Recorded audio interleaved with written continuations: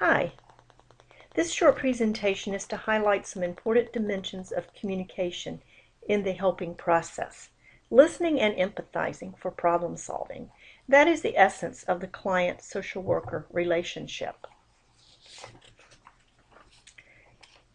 So let's talk about the power of listening and the power of competencies. Basic to communication is listening. And listening on its own has healing qualities. I know that you've heard, or maybe you have felt this, to say, I don't need you to do something, just listen. Research supports this notion that the human touch and emotional connection, it doesn't have to be physical, does have tremendous power. So support, support, support. This is what many of our clients need. Yet, listening and empathizing is not the end-all and be-all, as we also have to help clients express themselves. And this takes skill, especially when you're faced with a client who is afraid to express themselves, doesn't know how to express themselves, or really don't know how they feel. So integrating what we know, that means the knowledge, skills, and values, with what the client brings, requires strategic use of knowledge and the evidence. And this is what we call critical thinking as we work to enter the world of the clients.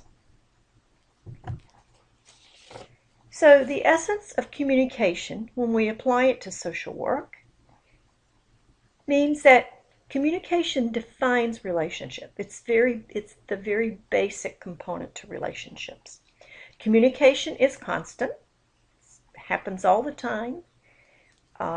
It happens when we communicate messages that are implicit, just by things we do or don't do, and explicit, which are the kinds of things that we say. Communication is empowering, hopeful, respectful, and accepting of difference.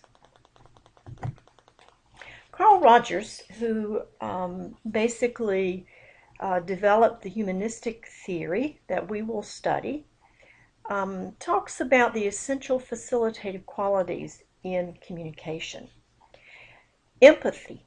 This is the conscious and intentional joining with another in their subjective experience and communicating that to the client.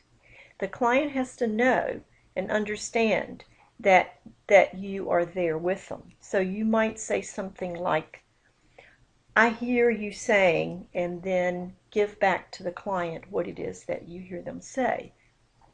Regard, respect.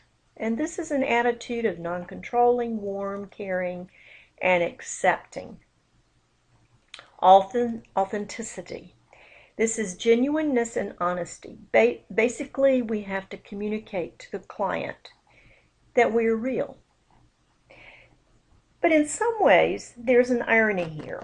Our communication needs to show we are seeing the client's world with the client, yet at the very same time, we're remaining objective. It's like learning to ride that bike. The skills of being a part of the client, and then at the same time, being separate from the client. So this does require a lot of study, practice, and good supervisory feedback. So I'm confident that through this semester, as you read, listen, observe, and practice, you will master many of these skills that we will be discussing.